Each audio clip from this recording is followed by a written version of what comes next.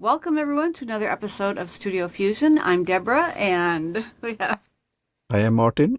and I try to not do this. Every time I try not to say something, that's the only Yep. thing in my mind. I was thinking about the whole conversation we had when. And Okay, you have not going to go Michael there. also. Yeah, exactly. Where Michael was talking over the bot about how much he Yeah. loved me, and it was like, wait, are we live? You're saying it to the world. So Michael is sending his love to all of you. Michael, the Good. executive producer. So anyway, today we're talking about proxy feed. Wait, no, I got that wrong. Is that right? I should Yeah. have that up.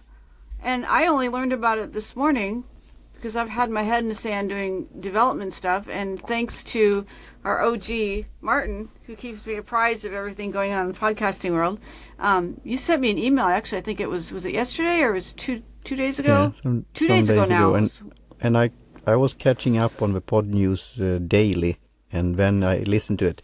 And this could be now again. Shout out to Sam that you could make notes if you use the web based. I don't know if it's in the app, but it's new, really fresh now in the Apple App Store. Very new, yeah. Yeah, but the web-based or a progressive web app or universal app or whatever you want to call it, there you have a note feature, so you could write a note to self. For example, I want to, and then I think it's time-stamped also, so I could make a note, so make a super comment or send a boostergram, or I like this, or do a research, or send it to Deborah. You could do all kind of things. And I'm that's trying to remember when the notes yeah. came out. That was earlier this year in 2025. Wasn't that like, is it March or April or Yeah, May? something like that. So, It's because pretty new, but that's a great feature. yeah, but I like what Pod News is doing, and it's lots of work, and you like the automation about it, and James has a whole, script and process what he's doing, because he's doing it every day. Right. So, That's I a mean, lot of it work. turns into a newsletter, and newsletter turns into a podcast episode, and then it turns to the weekly show that they talk about what he has talked about during the week, etc., etc. And sometimes you could hear it, and then I want to read text about it, because when you listen to it quickly, you maybe don't pause or stop, and then you want to write it down or try to remember it or something like that. That's where So notes come then in. he also That often reminds me has of a Audible. link. Yeah, Audible, there's a lot of times, and I know it's spending too much money doing that, but I do yeah, it anyway. But where I go get a Kindle book, and then I go yeah, get an Audible. Sometimes I even get a printed version. I know it's excessive spending, but I get three yeah, versions. But because sometimes you want to search for something digitally in the Kindle, but yeah, you're listening to something, and it's like, whoa, what was that? I want to look that up. So then I'm opening Kindle. But similarly, you've got your newsletter, you've got your yeah. podcast, you've got it in different formats. Yeah. So I thought that you could, because you're very, I mean, it's over my head what you are doing sometimes with all this tech stuff, and doing your hijacking or do it yourself thing, or developing things. But there it was this proxy feed.io, I think, not good thing. It's in or out. I think it's that app or tech domain that they like, IO. Now, So I like how streamlined, like his website is very yep, user friendly in the sense it's not cluttered. It's not a cluttered website. uh, It's just straightforward, nice little purple buttons. At least on my monitor, it looked purple. I mean, it's an easy website to yep, follow. But I don't mean to say anything bad about him. Sorry, I'm just going to try to get that out of the way. His terminology is off. mm-hmm, I'm sorry. I've been in this business for 30 years. When I say in this business, and you yep, have me on the podcasting and blog, you've been doing this for what, 20 years?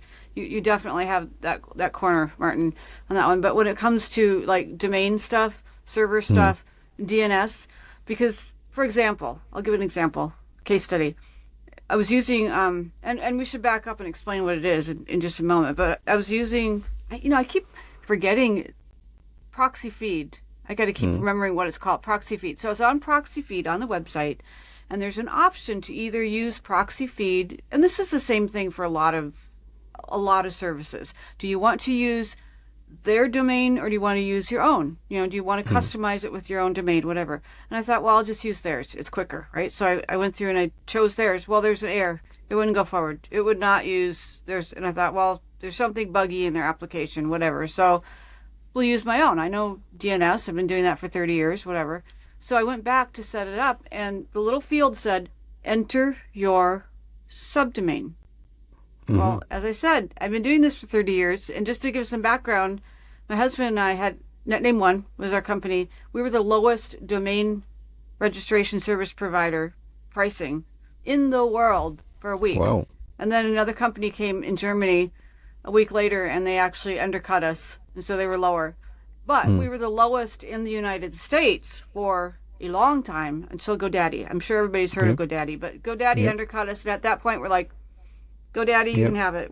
If we undercut it anymore, we will be giving people money. Okay, so anyway, so what I'm saying is, I know I'm talking about when I talk about domains, DNS, all that kind of stuff. So this field on the website says enter your subdomain. So I entered the subdomain, and that was incorrect. What they wanted was what's called an FQDN, which is called, it stands for Fully Qualified Domain Name. And he asked for subdomain. So, nice guy. I read his article. I can't pronounce his name. I'm not sure what his name is that came up with the proxy feed. Really nice guy. But he needs some help as far as the verbiage, because if you're selling this to other people, like myself, like other people who have been in the business to understand this, they're going to look at it and go, wait a minute, that's not a subdomain. And what's the difference? The difference is, let's see, Martin, your domain, teaparty.media, right? Yes. Okay. So if you have teaparty.media, that's your domain. So if you wanted a subdomain and you wanted the fully qualified domain name, FQDN, would be, for example, it doesn't have to be this, but just as an example, would be RSS dot teaparty.media. Oh, wait, it's teaparty. I gotta remember your domain. Yeah. Yeah, teaparty.media. So there's two dots in there because there's RSS dot teaparty.media. All right, but the subdomain is RSS. So if you're asking someone, please enter your subdomain, you're entering RSS. So, and I'm only using it as an example because throughout the whole process, there were things like that where it's like, wait a minute, honey, you need the that's accurate good information. Input and constructive criticism, because I think when I listen to the segment, that's why I only listen to it and then send it to you. I think I remember when James Cridland, when he read, it was almost like a press release or something like that, or business news, that he wanted to have feedback or input and so on. So this is, now it's out here live, and when it's published later on as a podcast episode, and then you could, you had the links and see if it had any contact information, and maybe he's on podcastindex.social or some other places. So that could be good. So great to hear, and great to hear your experience with this, Deborah. I wanted to get it to work before we recorded this so I could see how it worked and to actually find out what is it. Because I know the email I sent you, I thought, this isn't a proxy. You think of like an alias or, taking the place of, or, as far as the word proxy. What is coming from, if it's Latin or something like the origin of that word. Yeah. And that might be what it is. And if it's a proxy, like it's redirecting, like you go to rss.teaparty.media and then you're redirected to, wherever your RSS feed is, then that would be an alias. That would be a redirect. That would be a proxy. And not to say this guy didn't come up with a genius idea, but for example, Michael and I were doing that literally 30 years ago. We came up with what was called an Excel redirect, and we sold it to people who used to be Excel. Excel is no longer, they were purchased by Vartex, so that the company doesn't exist in that sense anymore, but they used to be like an MLM. So it'd be like being a Mary Kay consultant where you're selling Mary Kay makeup, and we gave them an ability to register a domain, make business cards with that domain, and then when people visited that domain, they'd be redirected to the MLM site. And so we called it Excel Redirect, and they would have a little dashboard. So when I was reading about this proxy, I'm like, that sounds a lot like what we used to do with Excel Redirect. And I'm not sure if that's what the service is because I never got the service to work. When I finally logged in, they wanted me to do some DNS changes. Again, that's my cup of tea, DNS. So I went and I set up what's called a CNAME. I'm not going to bore everyone by explaining what a CNAME is, but usually when you set up a CNAME, and a CNAME's like it's an alias. You also have to have an IP address. In other words, it's great that you have that out in the internet saying, "Hey, when you go to Orange, I want you to go to Apple." Yeah, but so you got to it's the tell numbers, people. like the The numbers, Numbers you for got your to tell mailbox them where in to the go. world. Yeah. Where do you go? Where do you find this information that when I go to Orange, I'm going to find Apple? Otherwise, you can't get there. So I thought, that's really strange. He's only giving me a CNAME, but not an IP address. I had to go actually look up the CNAME to find the IP address, and I added it manually. So that information was never provided to me in the process, which was strange. And then when I used his button to check it, it said, nope, it's not set up. Nope, it's not set up. But when I actually checked it manually myself, with my own tools, it was set up. So I had it set up correctly in my DNS, but according to his service, it wasn't set up. And interestingly, when you go to my subdomain or my fully qualified domain name that I set up, it does go to his server. So I set it up correctly, but it's not registering as set up. So I think the guy has a brilliant idea. I mean, it's great, but bless his heart, he needs a mentor that will help him with some of these little steps that he hasn't learned yet. Like, he taught himself how to do programming. Hey, I taught myself how to do programming too, but I taught myself 30 years ago. Then I went and got a bachelor's in programming. Then I served as a chief technology officer in the financial industry in Los Angeles. I mean, there's some experience there and there's some mentors. He just simply needs a mentor that will help him define some of this stuff. Sounds like a good idea. But I think he's on the right path. I'm just not really sure if it's an alias that redirects so that it's an easy, like, it sounds like from all the articles I've read, and this is what I'm wondering if you got from listening to Pod News Daily, it sounds like it's an easy way to remember your RSS URL. Yeah, I think I only listened to the segment and then checked the site a little bit and saw a blog post about some universal language or how you could, I mean, I think his idea or his, how to say, aspiration is to use a tool so you could interconnect in some ways. But I don't know what I could use it for. I don't know who could use it, but I thought it was interesting when it was the word RSS and it mentioned on Pod News Daily. And then I was thinking of you. So you have so many experience and skills here, Deborah. When I hear about the DNS, IP address, changing things, when I did that on teaparty.media, I talked on the phone with the owner. I could talk to somebody else as support, a live, real person, and they helped me. Even if I have good steps to do it, they helped me. And I met him at this VO, Value Each Other Festival in Tällberg. It's the area called Leksand where you have this, you probably have seen it because you have heritage from that, the Dala Häst, the Dala horse. Have you seen that wooden horse with the very colorful paintings? I have a few of those in my house. Yeah. So that's in the area, on that area. It's very famous there. So I went to there, and they're called InLead, and it's a small, private company, and they are not the cheapest, not the most expensive, but very customer friendly. And I got to have a tour of a server room inside. Wow. Excellent. And they have built it because the Red Cottage in this part of Sweden, so it's very cute. Yep. So they had to build a red cottage and the colors.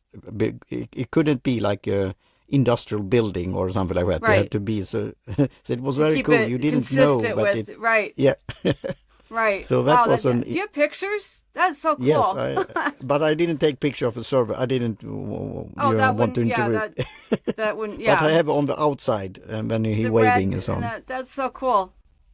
Wow. But when you went inside there, you saw certain names that are famous here in America with the servers, and how they blipped and blinked, and the fans. It was cold inside, and all the cables. Yep. It Oh, was I've been in a lot of server yeah. rooms and So I won't this say was server cool. farms, but yeah, Yeah. Yeah, it yeah. was almost. But what I like is, and what why we have this also, that it's a personal, and you get customer experience and service, Mm-hmm.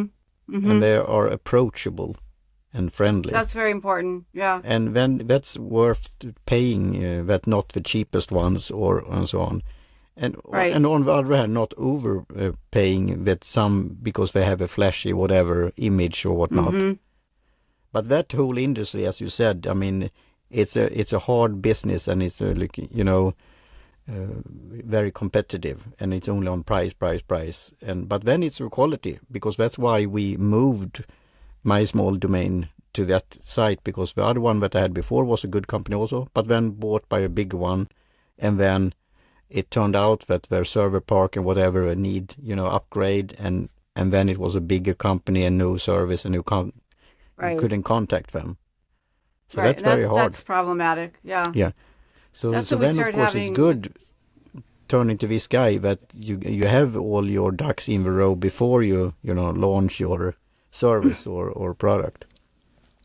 So Well, and that's what good. I don't want to criticize. Again, I can't pronounce his names. All right, I want to give him a Yeah. shout out, and we'll put it in the show notes. But I don't Mm. I don't like criticizing him, because I think his heart is pure in the sense of what he wants to do and help other people. And this like fresh ideas and what he's doing with proxy feed. It's just um, it's like, hey, reach out to someone who's kind of been down that path before and ask some questions, because you need to get the terminology right, or you're going to confuse other people, and they're going to confuse other people, and they're going to confuse other people, and it's going to cause a mess. And hey, reach out to me. I'm not going to charge you just to help you with some of the terminology, because it's basic terminology when you're talking about DNS and servers and domain names and things like that.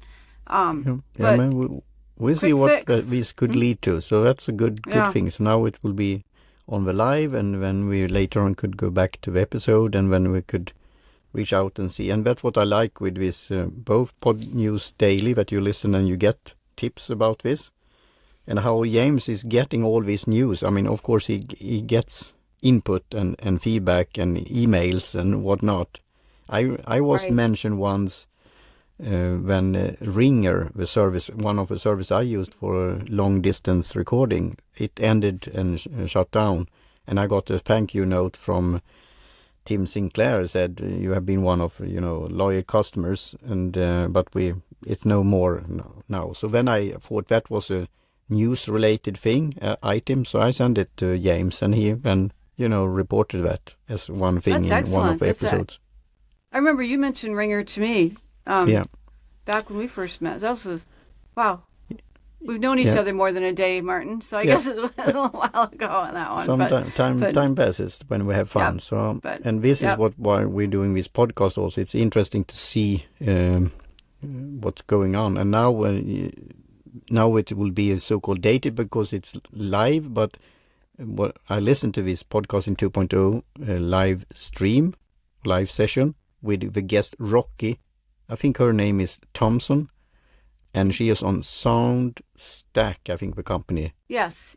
And yes. she's really, wow, when I listened to her, she had lots of interesting ideas, and it was fun back and forth conversation with Adam and Dave. So That's what Sam was telling me about her. Yeah. I see positive signs coming up here. Yep. Exactly. And, yeah. Before we close out on the topic of the proxy feed, and yeah, I really regret that I didn't look up his name and practice saying his name. And again, apologies to him, but we will put his name in the show notes. But Yeah. I am not sure what the service is, if it's a rebuilding of the RSS feed, which is what I personally do myself. And I won't take the time to explain all that. That could be a different episode of Studio Fusion. But I personally take the components and I rebuild my own RSS feed. I've built an application that I use for Studio Fusion and my own podcast feeds, and then I host my own podcast feeds. So when I use Captivate, and I love Captivate, shout out to Captivate, Danny, you've been wonderful, everything, but I'm actually only using Captivate to build the podcast episode. So I build the podcast episode with my sound equipment, and like for instance Studio Fusion, we're doing it here with Riverside, but I knit the components together with a dynamic, with the ads and so forth and all of Mm. that.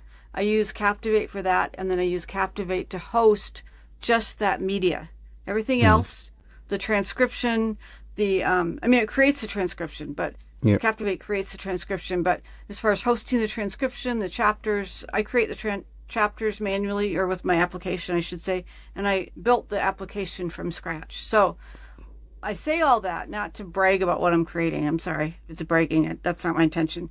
To say that's a case of building the RSS feed versus, I think, but I stand to be corrected. I think what Proxy Feed is doing is actually like a redirection, like what I mentioned with Excel Redirect 30 years ago. I think it's a redirect of the link, but with the ability to insert tags when he talks about podcasting 2.0. So you're redirecting the URL, but you also have the ability, which is kind of what I started to do when I started my project of rebuilding that was what I was trying to do, is like, hey, I'm redirecting it, but I'm also inserting some tags, and then it turned into actually building the whole feed with my application. So I would be really interested in finding out, and maybe we should ask him to be our guest, finding out exactly what that service does. First, it has to work. And sorry to say, it did not work for me. I tried to host it on their server, and I tried to set it up to be on the subdomain or fully qualified domain name of my own. And it does point to their server, but it doesn't work on their server. So I don't know what it does because I can't get it to work on their server. So to be continued then. Exactly. So I think, and with that, I think we should probably close out this episode and look forward to that part 2. Do you have any call to action or thing to the listeners to do for next time? How about a list of applications they're either currently using or would like to find or developed?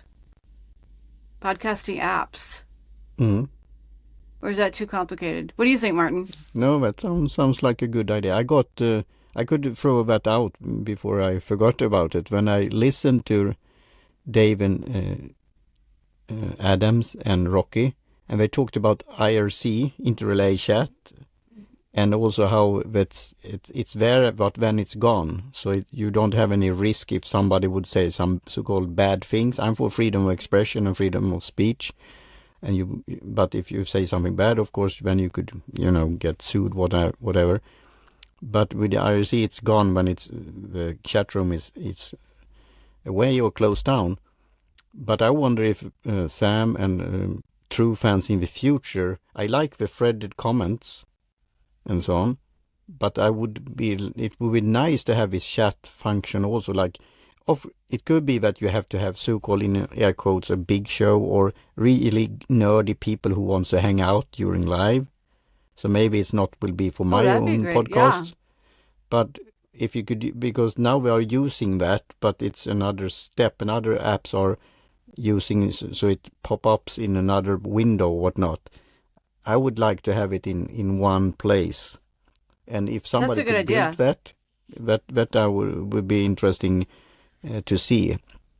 That'd be great. And maybe an easy call. Yeah. Easy call to action is go try TrueFans app. Yeah. If you're on iPhone, you can download that. If you're on Android, you have to wait a little bit. Yeah. So that could be interesting if that would happen as a feature in the future for TrueFans. So, but it will be interesting to see, and that's why you talked about also that so many tags or features that you could use, but then maybe focus in order to get this, how to say, no, I don't get that word, but people are changing their habits or getting to use these kind of apps instead of regular apps.